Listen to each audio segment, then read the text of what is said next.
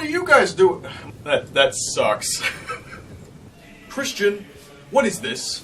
What is this crap you've been filling my feed with? If it's not you getting hit in the face with an axe, I don't want to see it. The fighting videos are coming. Probably. This video is a part of a series of videos that I made and posted anonymously a long time ago. I feel very strongly about the subject matter, and I feel like it would be better served if I talked about it as I am now, with no alias. Feel free to comment. I thrive on interaction. Tell me what you think, tell me what you like, tell me what you don't like, so I can come into the comments and violently debunk your comment. But anyway, I gotta get going, but I'll see you guys later. Okay, bye. Yes, promise.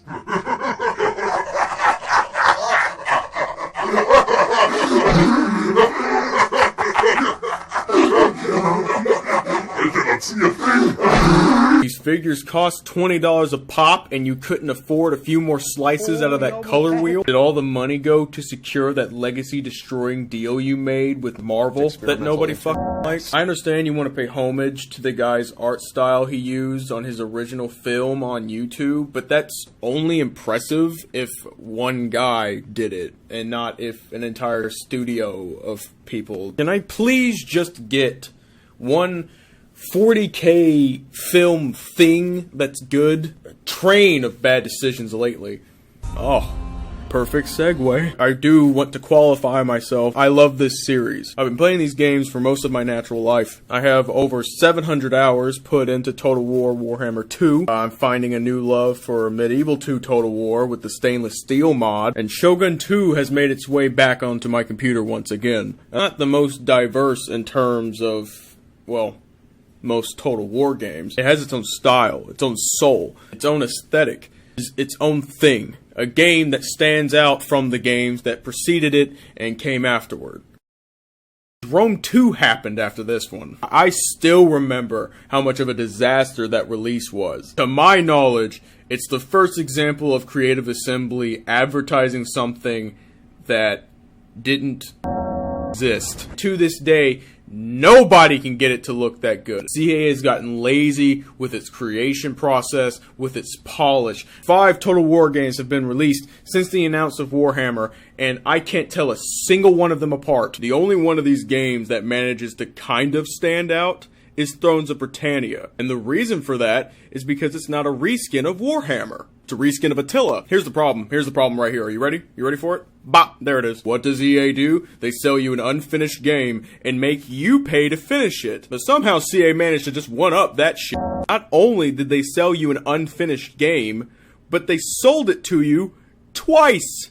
And we all fell for it. God damn, 3 Kingdoms looks like a beta test for the Cathay factions for Warhammer. Total War Troy is a complete shill out to Epic Games. They're not even attempting to hide the fact that they sold out. They tweeted out the other day, like, yeah, we're trying to tap into that sweet Chinese market, baby. Fuck creativity and originality. We're trying to get some of those Chinese shekels, boy. You're gonna come, money. When you compare Warhammer Total War to Total War games that came before it, it doesn't even stack up. In terms of mechanics and features, the game is streamlined to hell and damn near barren. If there was ever a game that needed a mode where you could customize your units and your generals and use them in multiplayer battles, it's the game based off the tabletop game where you do that. Different cultures, races, ideologies, different architecture, different locations on the world, and you still manage to make